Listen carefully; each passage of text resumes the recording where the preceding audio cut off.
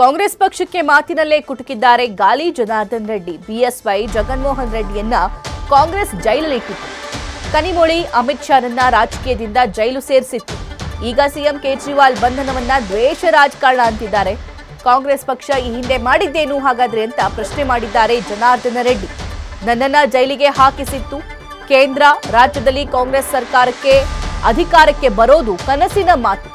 ತಾನು ಮಾಡಿದ ಕರ್ಮ ಕಾಂಗ್ರೆಸ್ಗೆ ಬಿಡೋದಿಲ್ಲ ಅಂತ ಶಾಸಕ ಜನಾರ್ದನ್ ರೆಡ್ಡಿ ಕಿಡಿಕಾರಿದ್ದಾರೆ. ಅರವಿಂದ್ ಕೇಜ್ರಿವಾಲ್ ಅವ್ರನ್ನ ಜೈಲಿಗೆ ಹಾಕಿದ್ರು. ಇವತ್ತು ಭಾರತೀಯ ಜನತಾ ಪಕ್ಷದವರು ಸೇಡಿನ ರಾಜಕಾರಣ ಮಾಡ್ತಾ ಇದ್ದಾರೆ ಅಂತಂದ್ರೆ, ಅವತ್ತು ಜನಾರ್ದನ್ ರೆಡ್ಡಿ ಅವ್ರನ್ನ 4 ವರ್ಷ ಜೈಲಿಗೆ ಇಟ್ಟಾಗ ಇವರಿಗೆ ನೆನಪಿಗೆ ಬರ್ಲಿಲ್ಲ ಸೇಡಿನ ರಾಜಕಾರಣ ಅಂತ ಹೇಳಿ.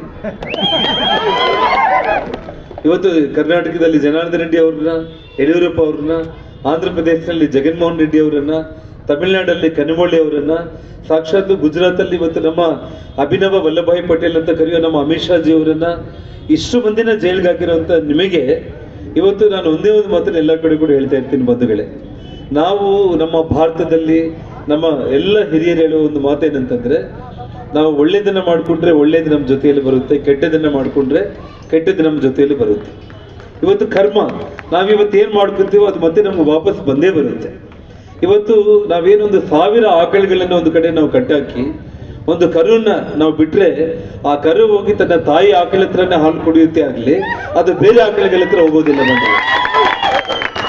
ಹಾಗಾಗಿ ಇವತ್ತು ಕಾಂಗ್ರೆಸ್ ಪಕ್ಷದವ್ರು ನೀವು ಮಾಡ್ಕೊಂಡಿರೋ ಕರ್ಮ ಅವತ್ತು ನಮ್ಮನ್ನೆಲ್ಲ ಜೈಲಿಗಟ್ಟಿ ಇವತ್ತು ತಾವೆಲ್ಲ ನಮ್ಗೆ ಏನ್ ತೊಂದರೆ ಮಾಡಿದ್ರು, ಇವತ್ತು ತಾಯಿ ಮಕ್ಕಳು ಇಡೀ ಆ ಪಕ್ಷದವರು ನೀವು ಮಾಡ್ಕೊಂಡಿರೋದು ಪಾಪದ ಕೂಡ ತುಂಬಿರೋ ಕಾರಣ ಆ ಕರ್ಮ ಇವತ್ತು ನೀವು ಮತ್ತೆ ಅನುಭವಿಸ್ತಾ ಇದ್ದೀರ ಅಂತೇಳಿ ನೀವು ನೆನಪಿಸ್ಕೋಬೇಕು.